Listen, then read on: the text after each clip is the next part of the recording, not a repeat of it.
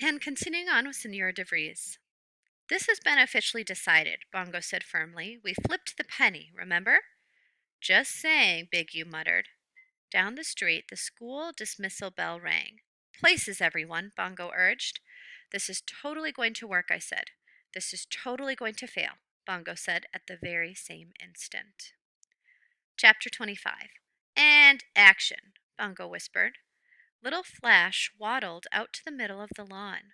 He lay down on his side and curled up. He closed his eyes. He drew back his lips, revealing tiny, needle-sharp teeth. Perfect, Bongo said. Try foaming at the mouth, dear, Harry Spiders called. Down the street, we could see Stefan approaching. Luckily, Samar was just a few yards behind him. Flash leapt up. How am I doing, Ma? Wonderfully, my baby, said Harry Spiders. Mommy's so proud of her little baby opossum. Be dead, Bungo cried. Oh, yeah, Flash shrugged. I kind of forgot, Aunt Bungo. I'm not your aunt, Bungo said. I'm not even a member of your species. Well, that doesn't really matter, I chided. Be dead, Bungo cried again. Flash hiccuped. Oh my, said Harry Spiders. He does that when he's nervous. How come I can't be dead, Mom? Asked Rose Petal. Newbies, quiet, Bongo commanded. Flash, stop hiccuping. Dude. Here they come, I whispered. Stefan and Samar. The hiccups got louder. Flashlight, Bongo said. Now. Don't call him that, his mother cried. Flashlight froze. He stopped hiccuping. Foam dripped from his mouth. His half-opened eyes were glazed and unseeing. That works, Bongo whispered. Brilliant. Stefan found Flash first. Samar was close behind. What should we do? Stefan asked. Success, I thought. They were actually talking to each other. Don't touch it, said Samar. It might be rabid. Or it could just be playing dead. I read that opossums will do that. I'll go get my mom. Maybe she can call someone. Sounds good, said Samar. To my disappointment, Stefan and Samar nodded at each other and promptly went to their separate houses. And once again, that was that. All that work for just a few moments of conversation? How exactly did people make friends? How hard could it be? Still, I reminded myself, Stefan and Samar had spoken to each other. And that was a good first step, wasn't it? Flash, Bungo called. Time to go back to your den, buddy, before they come back. Flash remained frozen in a little opossum ball. Flash, I called. Flash! Baby! Harry Spiders yelled. Oh my, said Big U. I don't think your baby's acting. My baby? My precious Flash? Cried Harry Spiders, and Flash's brothers and sisters began to wail. You really should have used one of my U's, Big U said. Flash, stop being dead, Bongo yelled. She hopped over to Flash and gently poked him with her beak. How dare you peck my son, Harry Spiders yelled. Flash, I'll save you, baby. Harry Spiders dashed out of her hollow, scrambled down my trunk, and promptly fainted. Oh, great, said Bongo. Just fantastic. Like mother, like son. What now, wise old tree? You grab Flash, I instructed. Fresh baked bread and Big U. Can you rescue Harry Spiders? Pull her over to Fresh's den under the porch? Harry Spiders called my children boisterous, Big U said. Big U said my children stink, Fresh Baked Bread said. Over 2 centuries of life, and I'd hardly ever raised my voice. This was one of those times. Now, I commanded just as the door to Stefan's house opened. You'd be surprised how fast raccoons and skunks can be when they're motivated. Chapter 26. Stefan and his mother eventually gave up trying to find where the mysterious baby opossum. Samar watched them from her living room window, but she didn't venture out. After about an hour, Harry Spiders and Flashlight woke up and returned on wobbly legs to their dens. And that was that again. Don't worry, I told Bongo, 3rd time's a charm.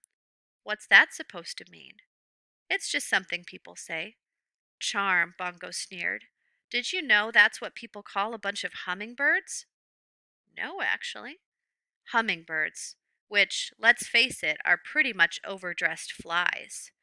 But a bunch of us crows together, guess what we get called? What? A murder. A murder of crows. Can you believe it? Bunch of trees, your grove. A bunch of raccoons, a gaze. Bongo flapped her wings, but crows were a murder. Are you quite finished? I asked. Sorry, I'm worried about you, and I get grumpy when I'm worried. Bongo plucked out a piece of new grass and tossed it aside. I have one more plan to get Samar and Stefan talking, I said. How about a plan to get you not turned into a picnic table? I can't control everything in life, Bongo, I said gently, and if I could, what fun would that be? But this little thing, this wish of Samar's, I can make it happen. I hesitated. At least, I think I can. I don't understand why this matters so much to you. She reminded me of a little girl I knew a long time ago. You're a Batinsky, said Bongo wearily, but I love you anyway. She looked at me with something like the crow version of a smile, beak open, head cocked, eyes gleaming. So what's plan number 3? Chapter 27. Once night had fallen, I sent Bongo on her next mission. All you have to do is untie Samar's wish, I instructed. Oh, she said, is that all? Bongo flew to the low branch where Samar had tied her pink dotted fabric scrap.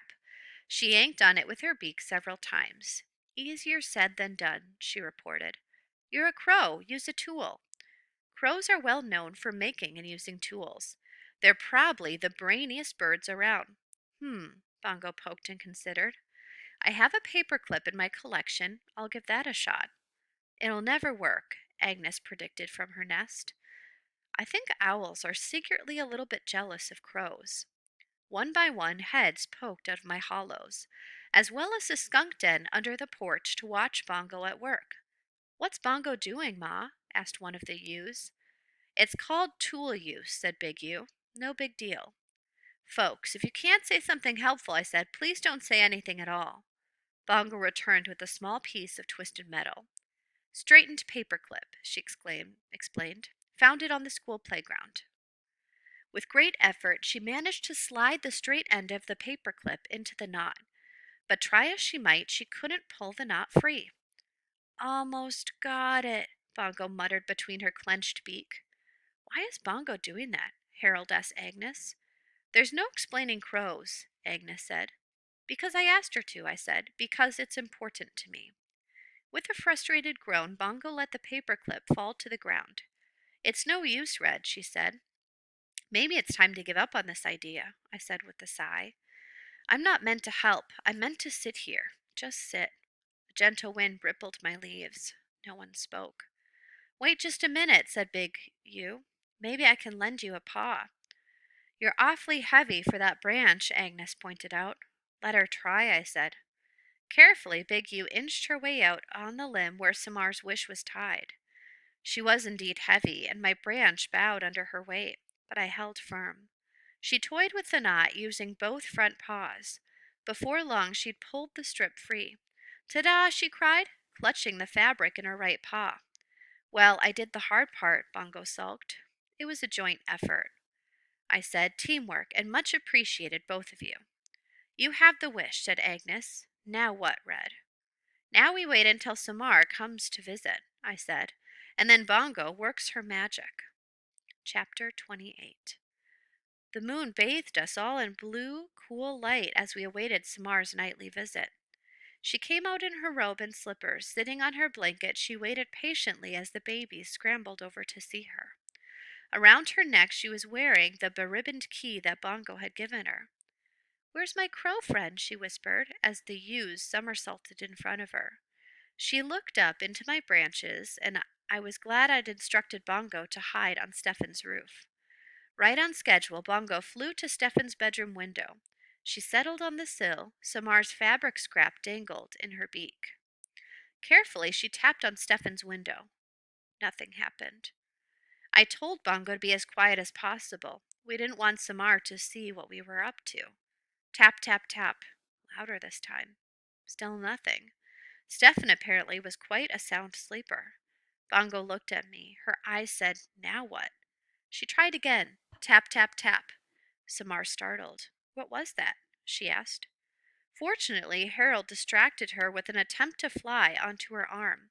It was more an awkward hop than flight, and Samar giggled. Good going, little Harold, I thought. Bongo dropped Samar's wish onto the sill. Tap, tap, tap. Nothing. She paced back and forth in front of the window, and then she froze. Her eyes glinted in the moonlight. Bongo leaned close to the glass and performed her very best fire engine siren. By the time Stefan's window flew open, Bongo was already back on the roof, watching her efforts pay off. Stefan peered out. He rubbed his eyes. He noticed a scrap on his sill. Frowning, he held it up, catching the moonlight in order to read the words written on the fabric. He looked down at the lawn. There was Samar looking at him, surrounded by an odd collection of baby animals. You rock, said Bongo. Chapter 29. When Stefan eased out the front door, he was wearing red pajamas and a gray sweatshirt. His light brown hair was mussed and his eyes bleary. The flashlight he was carrying sliced through the darkness. The babies turned toward him and froze. Their eyes glowed like little moons. Flash squealed in fear. Stefan clicked off his light, and Flash seemed to calm a bit, although he was definitely hiccuping. Hey, Stefan whispered. Hi, Samar whispered back. Stefan sat down next to Samar. The babies watched with interest. Why do they come to you? Stefan asked. I don't know, she replied. It's like magic. No, Samar shook her head. I'm just quiet. They like that. Bongo flew down to Samar's shoulder.